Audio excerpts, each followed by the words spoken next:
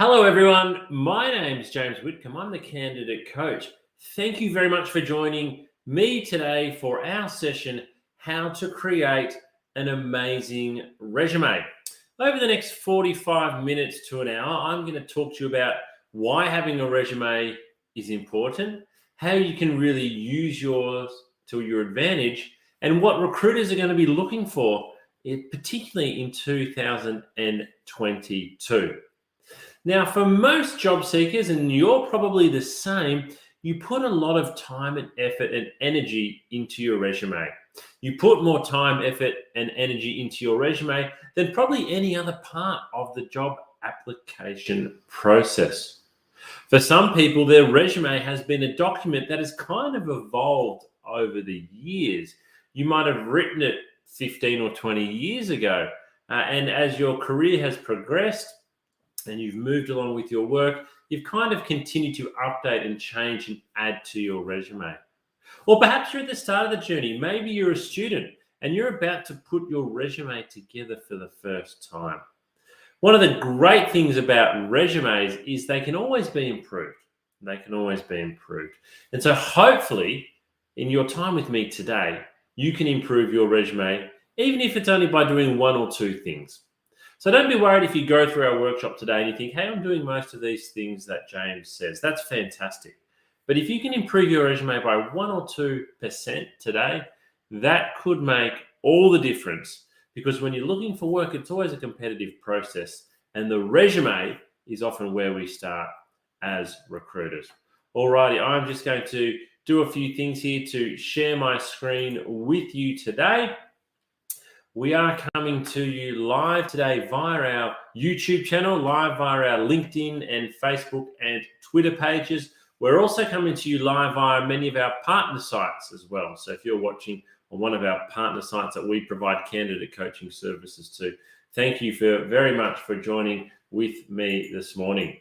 Okay, my quick couple of things that I need to run through you from a housekeeping point of view.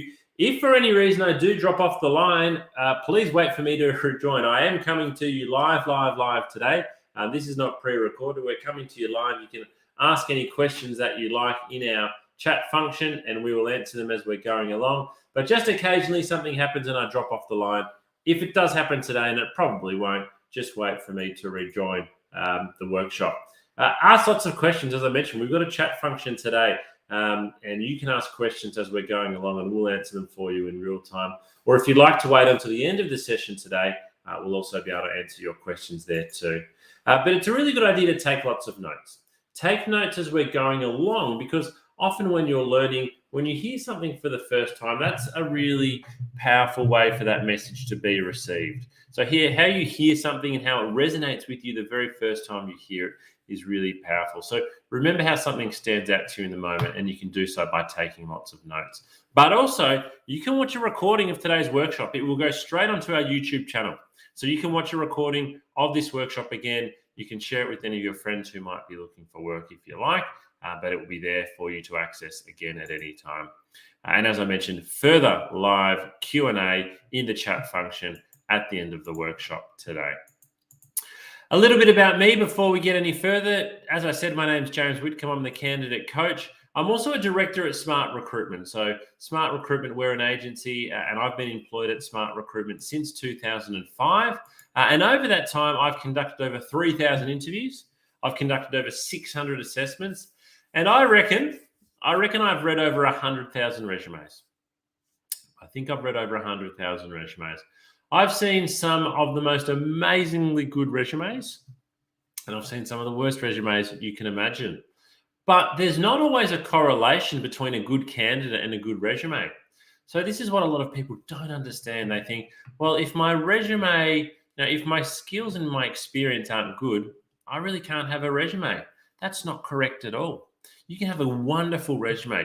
You can have a well laid out, planned, and eye-catching resume that really sells and promotes you, even if you've only got a little bit of experience.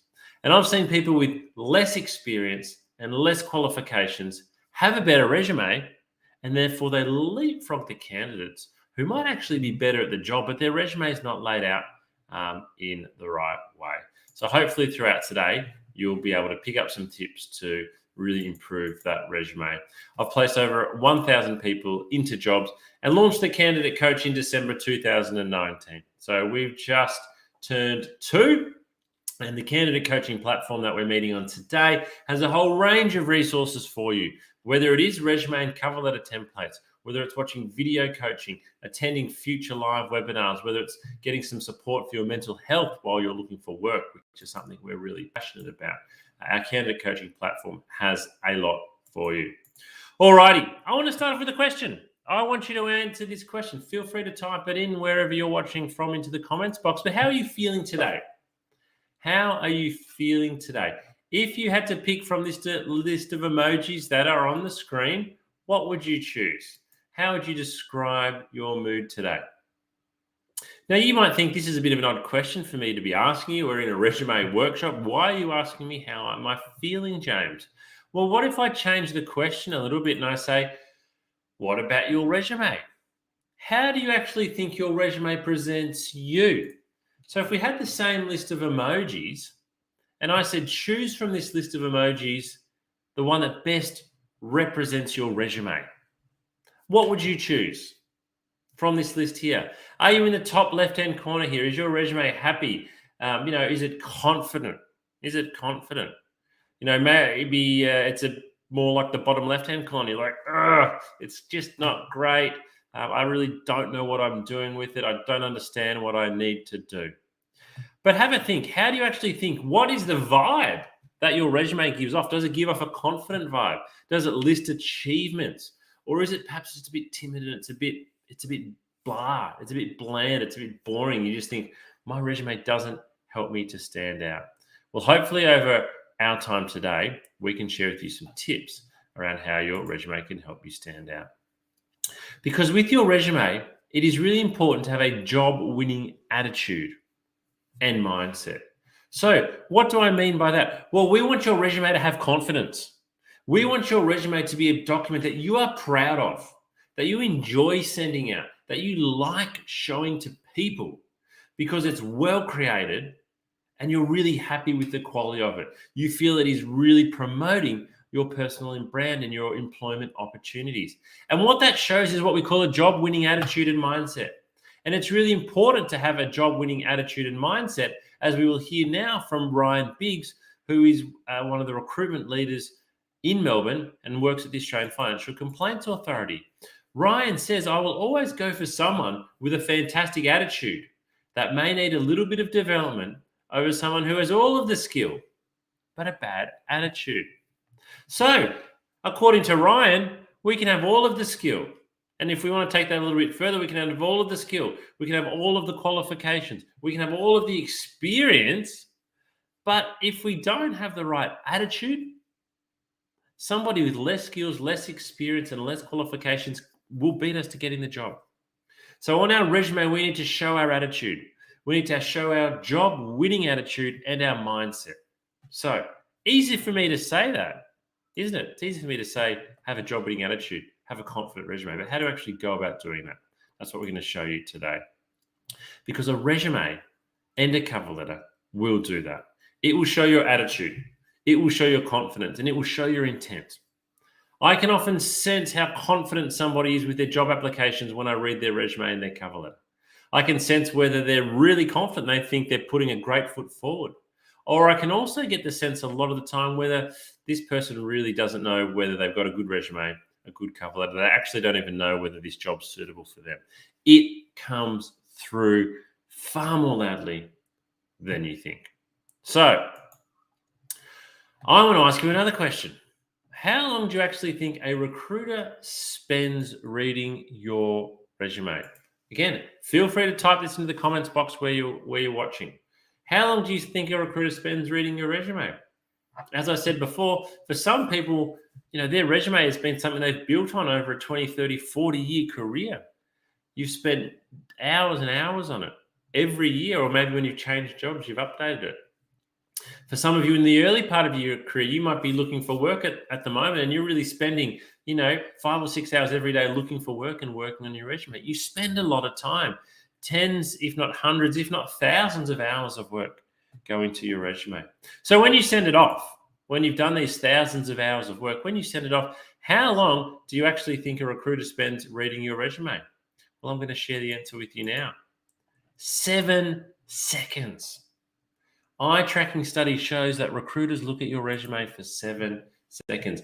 How does that make you feel? How does that make you feel? For me, as a recruiter who's actively recruiting at the moment, who's really passionate about the recruitment industry, I'm really embarrassed by that stat. I'm really embarrassed that the average resume only gets looked at for 7 seconds before a decision is made. So at the 7-second mark, what happens is a recruiter on average decides, okay, yes, I'm going to keep on reading this resume, or no, I'm going to move on to the next one. If they choose to keep on reading, they will read for more than 7 seconds. But it's at that point in time that they make the decision whether you're going yes or no column. So for most job seekers, this makes them feel quite forlorn. It's a really kind of disappointing outcome. So we can dwell on that if we like. Oh, that's terrible. Recruiters only look at resumes for 7 seconds. Or what I think we should do is take that information on board and go, okay, I've got 7 seconds here. I need to base my resume around this notion that it's got to stand out in the first 7 seconds. Because if it doesn't stand out in the first 7 seconds, guess what? No one's going to keep on reading. So what you've got listed on page 3 and 4, it might be important information, but guess what? Is a recruiter going to get to page 3 or 4 in 7 seconds? Definitely not. They're really probably only going to be looking at the front page. So let's have a look into this article in a little bit more detail and find out what we can learn. So I'm going to read this to you, and if I look like I'm looking over here, that's because it's where my presentation screen is. We're going to focus on dot points 2 and 3 here. So resumes that succeeded in capturing the recruiter's attention featured simple layouts with clear sections and heading titles. Resumes organized by E or F pattern reading tendencies also did well, especially when they utilized bold titles and bulleted accomplishments. So a couple of key takeaways there. Simple layouts. We need to keep it simple. We need headings. We need titles. We need E or F pattern. So you might be wondering, well, what's the E or the F pattern, James? Imagine a piece of paper with a big capital E or a big capital F. So what we mean is we've got a couple of bold things, but a lot of things are mainly coming off the spine. They're coming off that vertical line of the E or the F. We need bold titles or headings, and we also need dot points. We love to read dot points. Final dot point. Resumes did not fare well when they were hindered by cluttered layouts, a lack of white space on the page, multiple columns, and long sentences. A lack of section or job headers also turned off recruiters, as did text that didn't flow down the page or draw the eye down the page. So we want it to be really easy to read. And a lot of people don't leave white space. They really do sort of cramp it up a little bit. They cramp it up a little bit and put too much stuff on the page. And it's really hard for us to read. It's really hard for us to read as recruiters because there's too much information there and it's not well organized. It doesn't have the headings and it's not bulleted accomplishments. So focus, maybe take a screenshot while we're here. Dot point number 2, this is what we need to do. Simple layouts, clear sections and heading titles, bold titles and bulleted accomplishments. So effective resume writing, let's get stuck into it. What actually is your resume? So let's start off by defining what your resume is. Well, it's a factual account. It's a factual account of your employment and your study history. So when we say factual, it's got times, dates, location, people's names, duties and responsibilities, company names, places, educational institutions. So it's factual. But it also needs to highlight your skills and abilities and sell you. Your resume needs to sell you. Selling yourself is so important. So my question to you, does your resume sell you? Do you think that your resume sells you? My brother recently sold his house and I'd visited his house a number of times. He had a lovely house. It was quite nice. When they listed the property for sale, the description was fantastic. It talked about some of the things I hadn't even realized about the house. When I looked at the photos of the house, I was like, wow, these photos are amazing. His house looks awesome.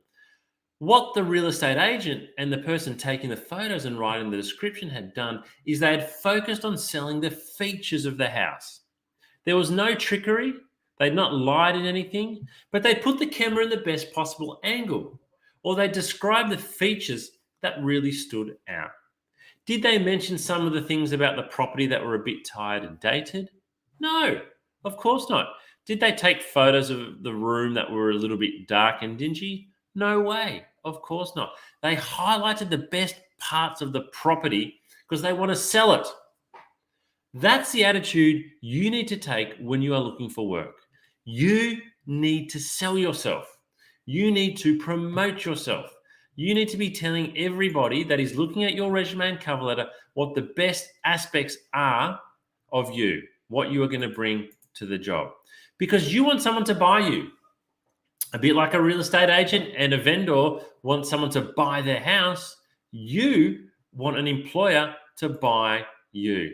And they're not going to buy you unless you sell yourself. So my number one resume rule, and the thing that we'll keep coming back to today in our resume workshop, and we'll mention in our cover letter workshop, which normally follows our resume workshop later in the week, is that your resume needs to sell you. Sell, sell, sell. Think about it when you go for a drive in your car next. Notice the billboards on the side of the freeway.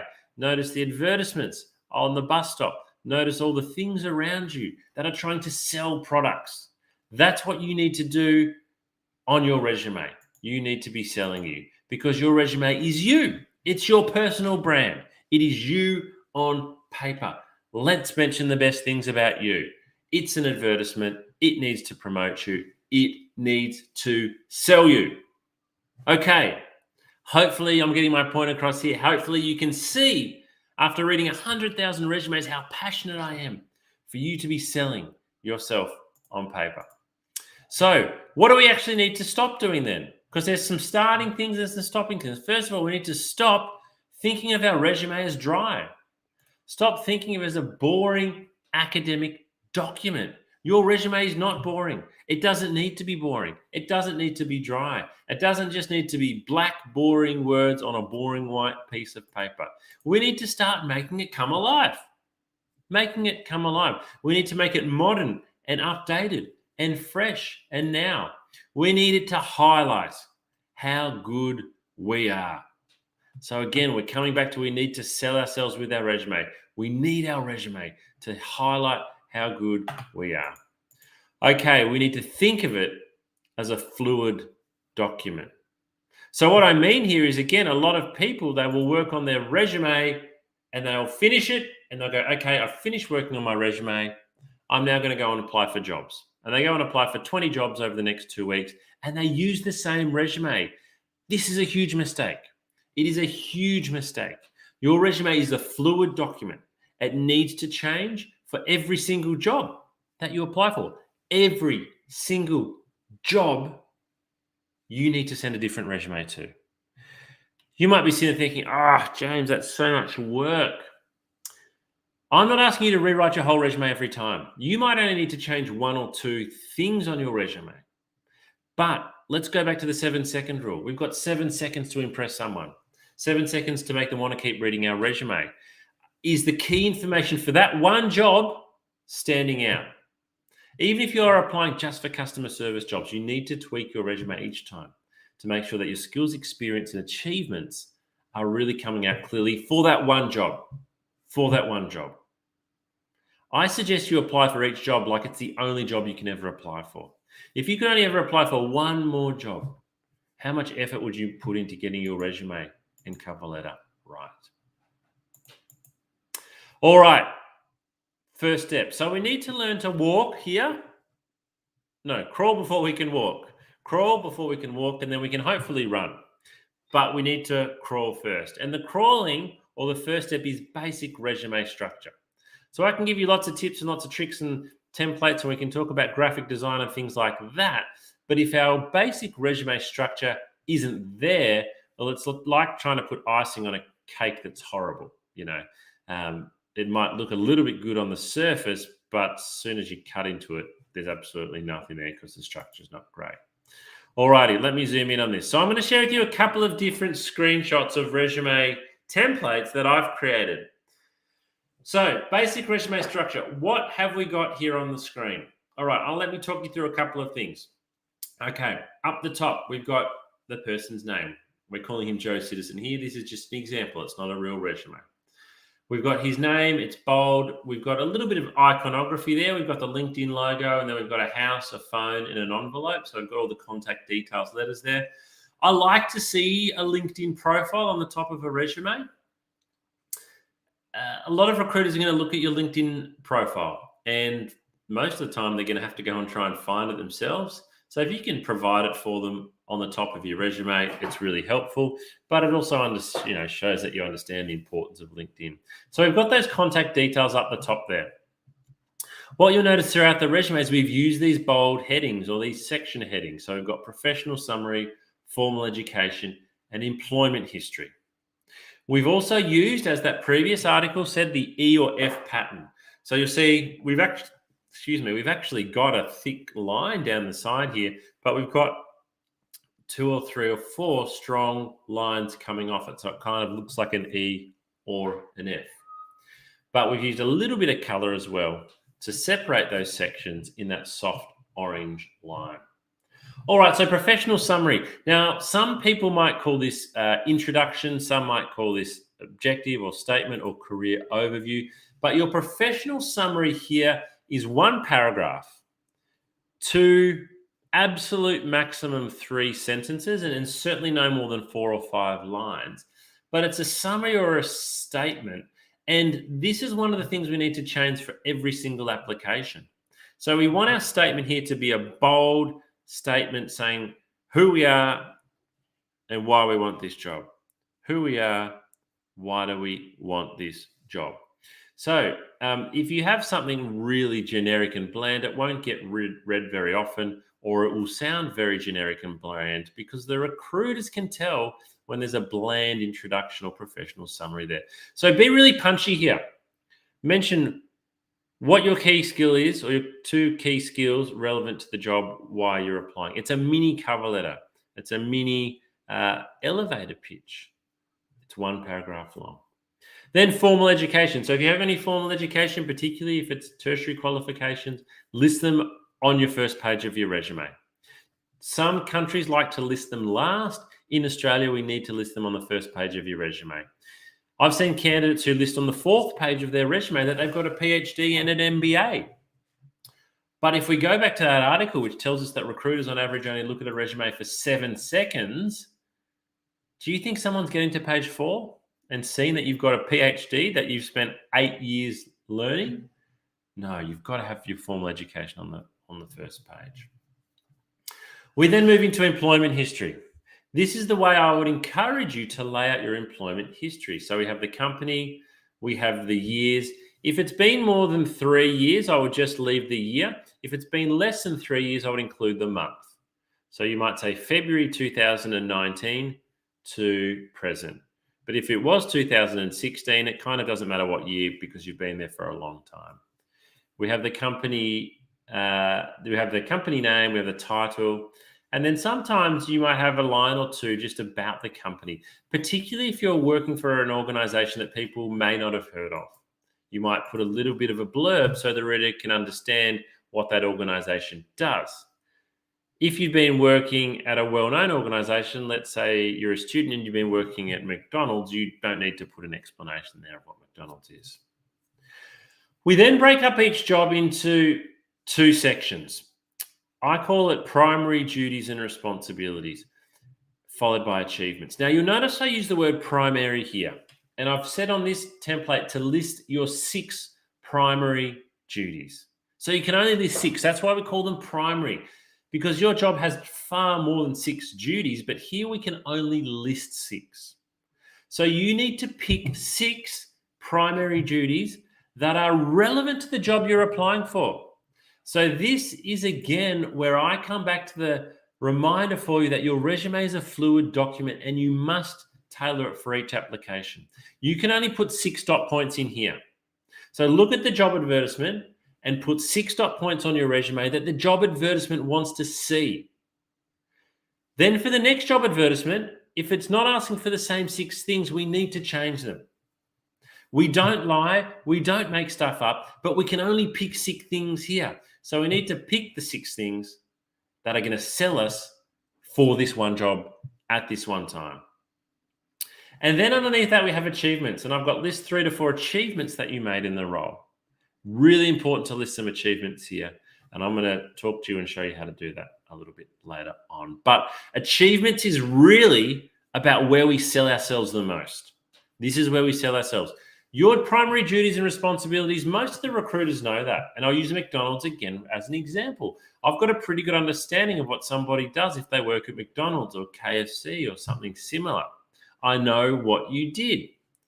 But it's your achievements that show me how well you did it. And that's how you can stand out from other candidates, by showing how well you did and listing your achievements. It's absolutely critical. All right, let's have a look. Let's have a look at another template. This one here. So we've got a slightly different layout here. What you'll notice, first of all, though, we've got clear different sections. Again, I've used some lines, some straight lines here, and we've put in another category down the left-hand side. So let's start with the top. We've got name, address, email, LinkedIn profile. So we've got those details on the top left here.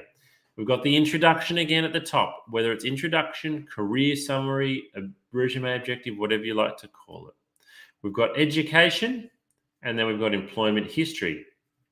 And again, we're following the same in terms of what we're writing for each section as per the previous resume. So we've got title, company, a little bit of an introduction. We've got 1, 2, 3, we've got 6 dot points here with the primary responsibilities, and then we've got some key achievements. So one of the biggest differences, or the biggest difference on this resume, is we've got this skills and attributes column here, but we've also put it to the side of the rest of the resume. Now, some job types or some industries, and IT is one of these, skills and attributes, maybe it's IT qualifications or programming languages, are really, really relevant, and a lot of candidates need to have those on the first page. I like this layout because it makes it easy to read, and it's putting them to the side. It's not saying they're any less important, but it's kind of like saying, here's some supplementary information. Now, the great thing about both of these templates is you can go and download these templates from our candidate coaching platform. So go and get access to those, and you can complete them with your own details. So that's step 1, basic resume structure. Step 2, as you've already heard from me today, I'm really passionate about you selling yourself on your resume. And if you don't sell yourself, or your resume is not selling you, you don't have a great resume. It's that simple. Okay, but how do we go about doing it? I'm going to share with you an example of selling your experience and selling your achievements. We're not going to look at a whole resume here. We're just going to look at the last job of one particular candidate that I worked with, because this gives a great example. Okay, so this was the candidate's resume. This is how they described their job when I met them, and this was 5 years ago, or 6 years ago now, nearly. They were a sales representative, and I've changed the name of the company to ABC Company. And this lady described herself as a salesperson for the company for 3 years. She sold goods, and she traveled to meet customers and to keep them happy. That is actually what she did in her job. So there's nothing wrong with that description. She's not telling us anything false. But when I had a phone interview with this candidate, I was like really impressed with what she had to say. And then when I had a face-to-face interview and I heard what she did and what she'd achieved, I was blown away. Now, in many ways, she was actually lucky to get that first phone interview. She mainly got that first phone interview because she had a tenure of 3 years as a sales representative. And as an experienced sales recruiter, I know that 3 years is a good tenure for sales, because it's a really tough job where you need to handle a lot of rejection, you need to achieve results, and you need to have a lot of resilience. So I generally have a phone interview with nearly everybody if they've worked in sales for 3 months. So she was lucky to have that phone interview. She was lucky to get to the face-to-face interview. but I ended up being blown away when I met with her. So this is her resume before. This is how we described her job after. So same person, same job, resume laid out in a better way. So what you'll notice here, we've got the bold headings. We've got primary responsibilities and we've got achievements. I've actually done, and I did say this was in 2016, I've done 1, 2, 3, I've got about 9 dot points here for responsibilities. It's probably a little bit more than I'd recommend now, but as you can see, each dot point is quite short. So each dot point, apart from maybe the third one, is quite short. So you can have a few more than 6 if they're short, but if they're sort of 1 to 2, 1.5 to 2 lines, you probably only want 6. So let's look at the responsibilities first. What this does is it gives the reader a great understanding very quickly. So the first dot point, maintain regular contact with a large portfolio of business clients. That helps me straight away understand a little bit of what she did. If we look at the third last dot point there, attend at least 3 new business appointments per day. Putting numbers on your resume is a wonderful thing to do because it helps the person reading it to really understand. I can quantify what 3 new business appointments a day is. That's 15 a week. That's 60 a month. That's, 720 or so a year. But if you just have 10 new business appointments, I don't know whether that's 1 a day, 1 a week, 1 a month, or 1 a year. So if you use some figures here in your responsibilities, maybe say 30% of my time I did this. It really helps a person reading to get a good understanding of what you did. So I won't read through all those responsibilities. You can see them on the screen here now, but we've really described well. You will agree with me, I'm sure, that in reading those 9 dot points, you've got a good understanding actually of what this person did. Now let's move on to achievements, because for me, this is the main part.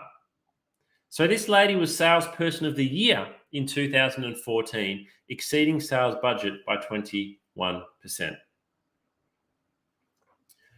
21. So I like a couple of things about this stat. She told me the year, she was specific, and she gave me the result, 21%. She exceeded her sales budget by excuse me. Now, this is not a small company that she worked for. They had a large sales team. So this was an amazing result. Now, let me tell you something else that is amazing. For being Salesperson of the Year, this lady was given a brand new car. That was the prize this company had for the Salesperson of the Year that year. She won a brand new car. I have never come across, in my 15 or 16 years in recruitment, another candidate who was given a car because they did a great job. Salesperson of the Year, she got a car, she was amazing. But look, on her previous resume, she's not Salesperson of the Year here. She hasn't mentioned it. How do I know if it's not mentioned on your resume? You've got to have the details there. She had some other achievements too. I won't read through them all with you, but you can see the point that I'm making. Your achievements are so important. Now, you might be sitting there thinking, well, James, look, it's all well and good for somebody to put Salesperson of the Year to have, I got 21% of my sales budget. I work in a role, for example, where we don't have targets. So the question I'd like to ask you, if you are struggling to come up with some achievements on your resume, here's what I'd like you to do. I want you to think about what you did when you started in your current job. What were the duties and the responsibilities that you had when you began, when you started over here? Now, at the end, if you're thinking of leaving or just you're a little bit along the journey, think about what you're doing in the job now. What are some of the extra duties and the responsibilities you have now that you didn't have when you started? Maybe, for example, you have been asked to help train staff. That's an achievement. You could put that on your resume. I have been asked several times to help train, maybe onboard staff. Maybe you've been given responsibility to lock up the store now at the end of the day. You weren't asked to do that for your first 12 months, but now you are. There's lots of things you can list as achievements. What we're really aiming to do here is to sell ourselves and to show that we understand we've done a good job and to promote ourselves. So if you put on your resume that you regularly help train new staff, that you've been given the keys to lock up the store, and that your manager often asks you to cover shifts, for example, you're showing some pride. You're showing pride in your work. And sometimes that is all it takes.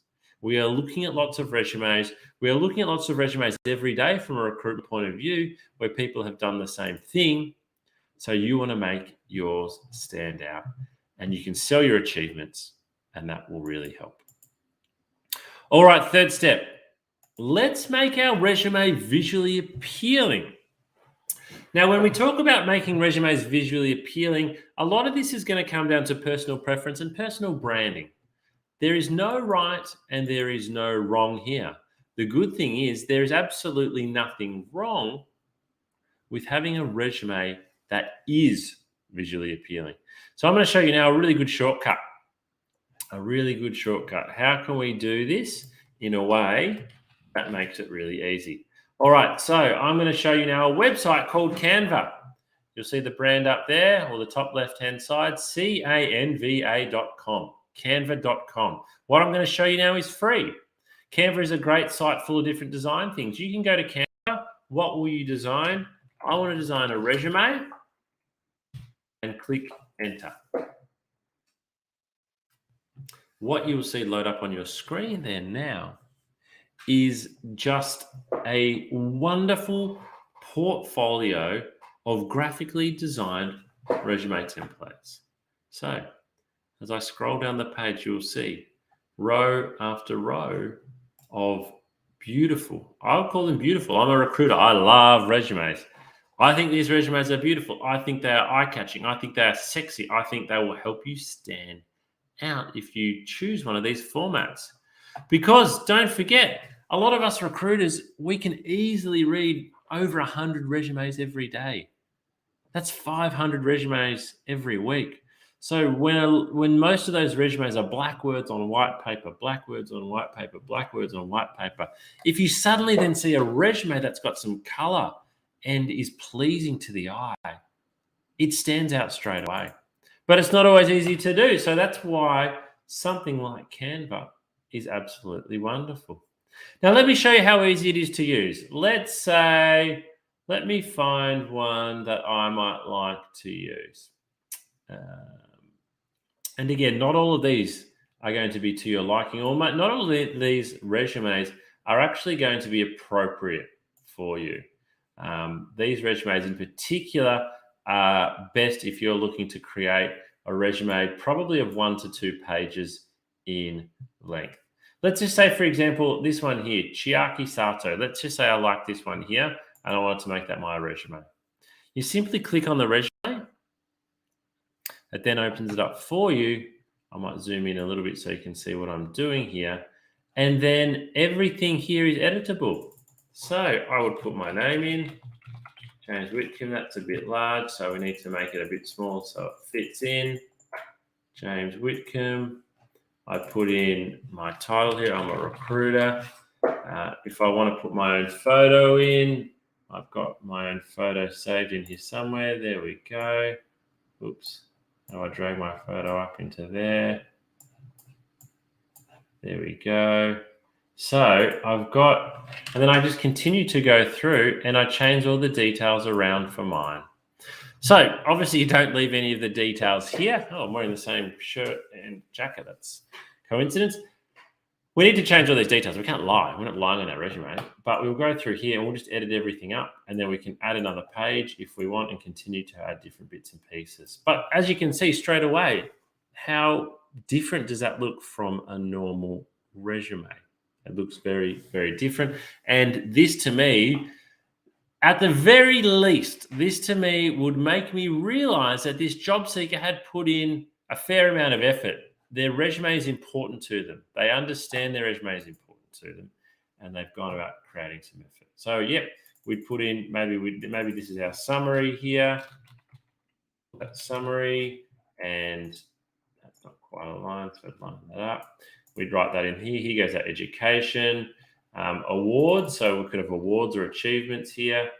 If you had an IT background, for example, for this one, you might do C++ programming. And they've kind of shown here that they've got like 4-star, 4 out of 5 there, whereas problem solving only 2. contact details. Move it all around. It's completely up to you. But having a graphically designed resume template is a great way for you to stand out as a job seeker. So again, Canva, canva.com, Australian CEO. I use the paid version. It's only about $15 a month, but what I'm showing you here, you can do for free. So go away and make the most of it. So as I've mentioned, you visit Canva, or actually go back to the Candidate Coach and use one of our templates. And then the fourth step, as I said, we need to change our resume for every single application. This is something that a lot of job seekers just don't like doing. I get it. It means you've got to do more work. That's right. You've got to do more work. But again, I'm going to read 100 resumes today. I can tell the people who have done more work. I can tell the people who have put effort into their application. So what I want to say to you, even if you are unemployed at the moment, you're doing nothing other than looking for jobs, I don't want you to apply for any more than 2 jobs every day.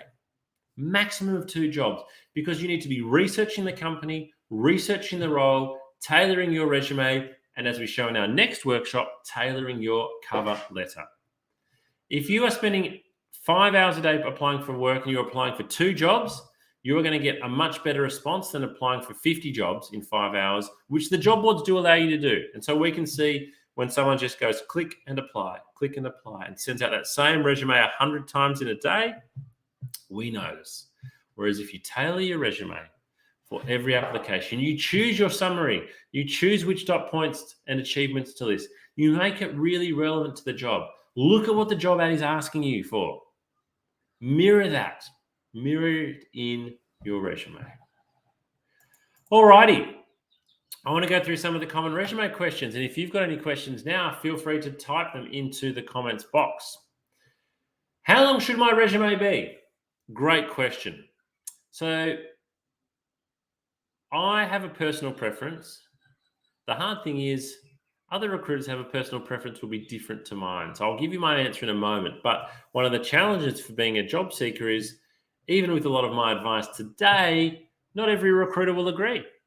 Some recruiters will say, I do like a graphically designed resume. Some will say, I do prefer black on white. So you can't please everyone all the time. I used to say a good resume is 4 pages long. I then said, I think about 3. I'm probably now at 2 pages. Even 1 page. I've seen some amazing 1-page resumes. Your resume does not need to tell the whole story of your whole career. The aim of your resume, to be honest, is to get the recruiter interested enough to call you and want to talk to you about the job. And that's where you fill in the rest of those details. So my advice would be 2 to 3 pages, no more than 3, but it's up to you. If you prefer 1, go for it. If you prefer 4, go for it. Just be aware that your first page is the most important. And in that, when we apply that 7-second rule, let's be honest, what are recruiters looking at in the first 7 seconds? It's only on the front page. So don't save any of the good stuff for page 2, 3, or 4. Should I include a photo of myself on my resume? This is a very big question. The answer is, it's completely up to you. So what have I said to you several times today? Your resume needs to sell you, needs to promote you. It's an advertisement for you. It's your personal brand. So let me ask you this. If you put a photo of yourself on your resume, do you think this helps to sell you? Do you think it actually detracts you from your chances of getting the job? Only you can answer that. Only you can answer that. What you need to be aware of if you put a photo on your resume is that people are going to judge you based on your appearance. Even if they're the world's most unbiased recruiter, we all have what we call unconscious bias. When we see a photo of someone, in our mind, we make assumptions and we are biased towards the way some people do and don't look. So if you have a photo on there, it's got to be professional. It's got to be corporate. It's got to be smiling. It's got to be well presented. If you want to put it on there, go for it. If you don't want to put a photo on your resume, don't worry about it. A lot of candidates get angst over whether or not they should or shouldn't put a photo on their resume, where it probably doesn't make a big deal either way. Should I include references or academic transcripts on my resume? I like it when a candidate mentions their reference contact details. So the last section on your resume, you might have reference details and you might just have their name and their title. What that shows me as a recruiter is it often makes me think, oh, this person's listed a senior person here that obviously the candidate is confident they're going to get a good reference. Don't include written references and don't include academic transcripts unless you've been asked to. And do you need to include every job that you've ever worked in? My answer is no. My answer is no. If you've had a 25-year career, we want to focus on the last 5 to 10 years. The job you had from 2000 to 2005, for example, the skills and experience you got in that job are not going to be anywhere near as relevant, given it was 20 to 17 years ago, as what you've done now. So normally what I would do is you might list, the jobs from the last 10 to 12 years in great detail. And then, for now, you might have roles prior to 2010, and you might just literally dot point, company name, your title, and the years. Alrighty, so a summary of today. Sell your skills, sell your experience, and sell those achievements. You really need to sell your achievements. Make your resume easy to read. We've talked about this in particular with the layout and design. We need white space, clear section heading titles, and bullet points. It should be visually appealing, and it's okay to be bold. It is okay to be bold, and your resume must be tailored for every single job. Alrighty, if you've got any other resume questions, please type them in now. We are answering your questions as they come in live. So feel free over the next couple of minutes to type the questions in. But just a word, if you are still wanting more assistance, we've got so many resources available for you on our candidate coaching platform. We've got video coaching episodes taking you through the whole journey, whether it's resumes, cover letters, interview techniques, salary negotiation, the whole lot. We've got those templates that I mentioned you can download. We've got downloadable interview questions based on individual industries. We have online assessments you can take. Practice your skills for the job you're going for. We have checklists like the video interview checklist you can see on the screen there now, which will help you to make sure you're best prepared for a video interview. We have articles that you can read. We have specific advice and tools for executive job seekers, and we have mental health support. And all of this, as well as our live upcoming workshops. We run 8 workshops most months of the year, 2 to 3 workshops most weeks of the year. All of this is available for you for free on your candidate coaching platform. Would love to get your feedback from today. Please take some time to complete the 2-minute survey. You will see that on your screen now. We would also love for you to follow us on LinkedIn. We post a lot of information on LinkedIn, a lot of tips, a lot of tricks, a lot of tools.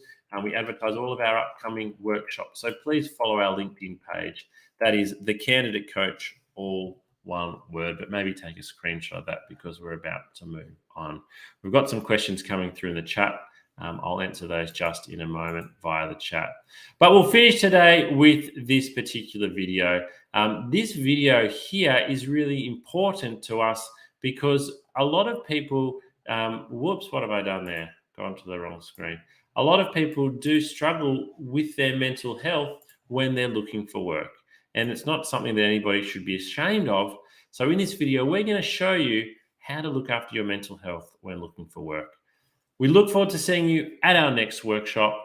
Thanks very much for joining us today. The chat function will be open until there's no more questions. Enjoy the rest of your day.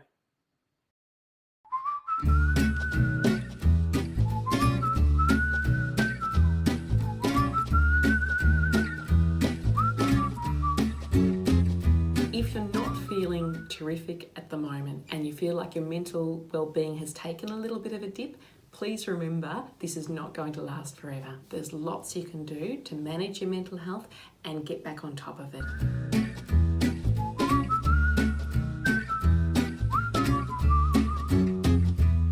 I am Dr. Sarah Barker. I'm a clinical psychologist. I've worked in workplace mental health with Black Dog Institute for the past 7 years.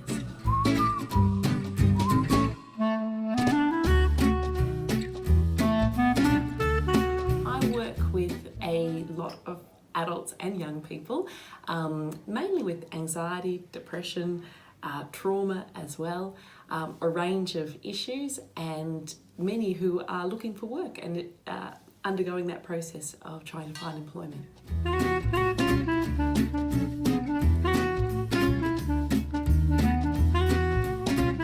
Looking for work causes mental strain because our identity is tied up with our work. Work gives us meaning, it gives us purpose, it gives us company and connection. So it's stressful for lots of reasons looking for work, and it can take a toll on our mental health.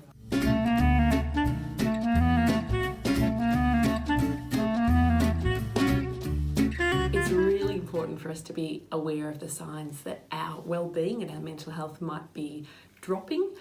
Probably the biggest sign is changes in behaviour.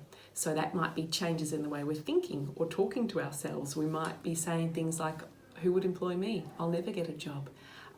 We might be really down on ourselves and really hard and critical on ourselves when normally we're not so hard and critical.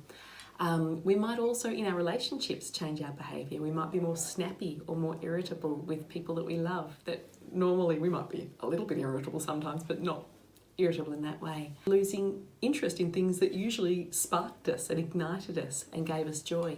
So perhaps usually we like walking the dog and suddenly we start thinking, I can't be bothered walking the dog today. That sort of thing, those changes in behaviour are really significant because they tell us that something's different, and if we're noticing, I suppose, more than one of those and it's affecting the way we feel, and this is over a period of say 2 weeks or longer, then it's a really good idea to have a chat to a GP that you trust, and find out what might be going on, have a discussion and see if there's any physical reasons for that, or if perhaps your mental health and wellbeing might be able to do with a little bit of extra support, and then the GP can refer you on to see a psychologist, a counsellor, whoever is most appropriate for you.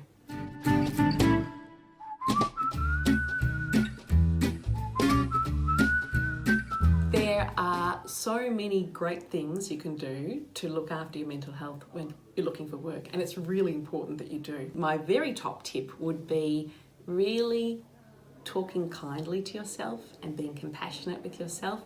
I think when we're looking for work, we can have a lot more questions like, will I ever get a job? Will I ever be employed? It can feel like this could go on forever. So being kind to ourselves and saying things like, it will work out. There will be a day, my efforts will be rewarded. It will just take time. I just need to keep trying. Reminding yourself of your strengths. And that might even be tapping into people you love and asking them what your strengths are, because sometimes it's harder to find them when our mood's a bit low and we're feeling more worried. We can be harder on ourselves. I think that routine is really, really important to our well-being. When we're looking for work, we mightn't have such a regular routine because there mightn't be a 9 to 5 start and finish time for a job, or there isn't. So instead, thinking about looking for work as a job in itself can be helpful. Having a start time and a finish time can be really helpful, and some set tasks that you hope to achieve that day. Purpose is really important too. So purpose might come through routine, but it can also come through other things. Meaning's really important, and our work gives us meaning. So when we're looking for work, meaning mightn't feel like it's there as much. Part of what we can do is infuse those tasks with meaning. So I am doing these things today, I'm looking for work, and that is meaningful in itself because there's an end goal to this. It will be something that's good for me and good for the people that I love as well.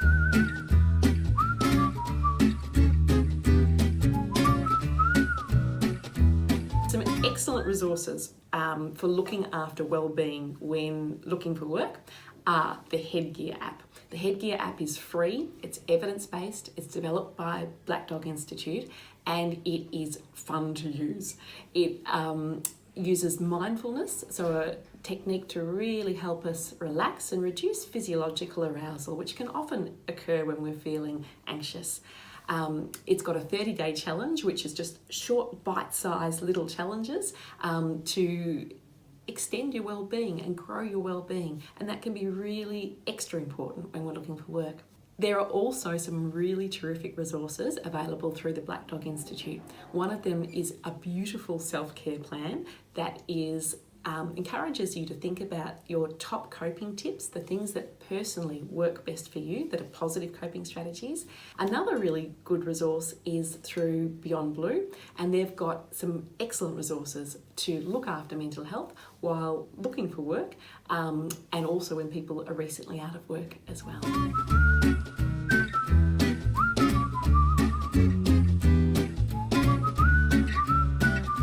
Probably time to seek professional assistance when you notice your mood is lower and you're feeling more down than usual, when you're worrying more and perhaps worrying excessively about things that you wouldn't normally worry about, and perhaps in your relationships too, when you're more tense with people and perhaps more snappy or irritable.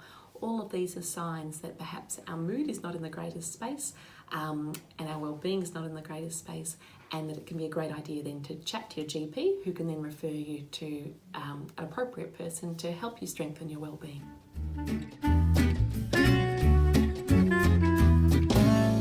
It's very common for people to have a dip, but please know that that's not going to last forever, and that there's lots you can do through looking after yourself, but also through getting access to professional support that can really give you a boost again and get you back feeling good as you're looking for work.